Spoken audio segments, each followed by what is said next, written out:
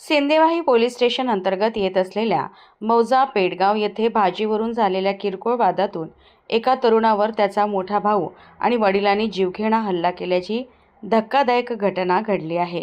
पोलिसांनी दिलेल्या माहितीनुसार जखमीची आई चंद्रकला रामचंद्र शेरकुरे यांनी दिलेल्या तक्रारीनुसार त्यांचा लहान मुलगा मंगल रामचंद्र शेरकुरे हा भाजीवरून बोलत असताना मोठा मुलगा जीवनदास रामचंद्र शेरकुरे आणि पती रामचंद्र केशवराव शेरकुरे यांनी संगनमत करून मंगल याला काठीने व कवेलूने डोक्यावर मारून जीवे ठार मारण्याचा प्रयत्न केला।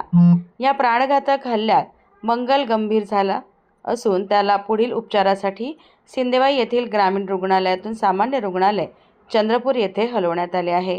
सिंदेवाही पोलिसांनी आरोपी जीवनदास आणि रामचंद्र शेरकुरे यांच्या विरुद्ध गुन्हा दाखल केला आहे। घटनेची माहिती मिळताच पोलिसांनी तातडीने तपास चक्रे फिरवीत दोन्ही आरोपींना अटक केली आहे। तसेच गुन्ह्यात वापरण्यात आलेले हत्यारही जप्त करण्यात आले आहे।